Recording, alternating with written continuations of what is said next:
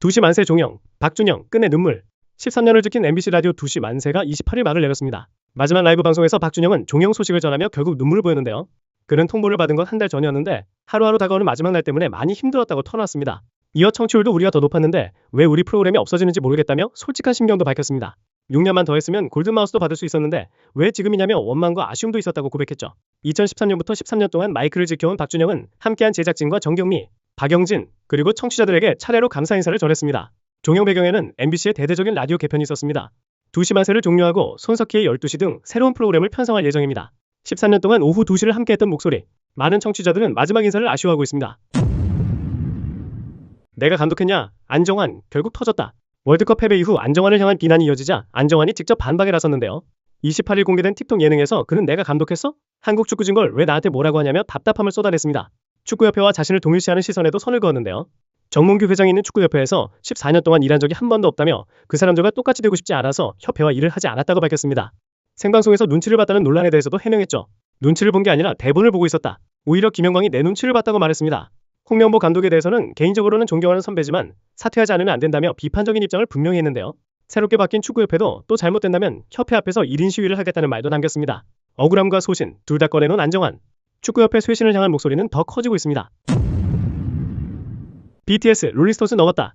방탄소년단이 월드투어 아리랑으로 빌보드 톱투어스 차트를 2달 연속 석권했습니다. 4월에는 고향, 도쿄, 템파 8회 공연으로 약 1148억 원의 매출을 올렸죠. 5월에는 미국과 멕시코 12회 공연으로 약 1760억 원을 벌어들이며 한 달간 64만 1000장의 티켓을 판매했습니다. 이 기록은 이전 롤링스톤스가 세웠던 그룹붐은 월간 최고 매출을 35%가량 웃도는 수치라고 빌보드는 전했습니다.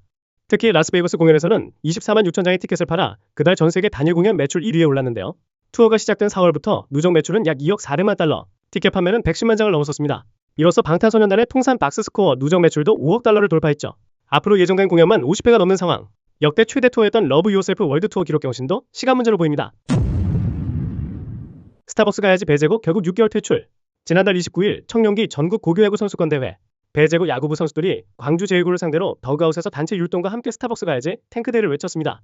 5.18 민주화운동 희생자를 조롱하는 의미가 담긴 표현을 광주 연구팀에 직접 겨눈 겁니다. 배제고는 2차례 사과문을 냈지만 사실과 다른 해명으로 오히려 비판을 키웠는데요. 결국 1일 대한야구소프트볼협회가 스포츠공정위원회를 열어 배제고의 출전 정지 6개월 중징계를 내렸습니다. 감독과 선수 개인에 대한 추가 징계도 검토 중이며 2일 예정됐던 순천요청구와의 2회전은 물숲에 처리됐습니다. 여기서 끝이 아닙니다. 인기야구 웹 예능 불꽃야구 제작진도 같은 날 사안을 심각하게 바라봤다며 7월 6일 방영 예정이었던 배제고 편을 방송하지 않기로 결정했습니다. 대회도 방송도 모두 나간 배제고 응원 한 번이 부른 결말입니다. 이봉원 박미선 아들 성 바꾸고 배우 활동. 국민 개그맨 부부 박미선 이봉원의 아들이 사실 배우로 활동 중이었습니다. 본명은 이상엽, 활동명은 최상엽. 부모의 후광 없이 활동하겠다며 성씨까지 바꾼 건데요. 6월 30일 유튜브 채널 롤링썬더에서 개그우먼 조혜련이 이 사실을 공개하며 화제가 됐습니다. 조혜련은 2년 전 연극 오디션에서 만났는데 박미선 아들인 줄 전혀 몰랐다며 귀엽고 잘생긴 데다 연기도 잘한다고 극찬했죠.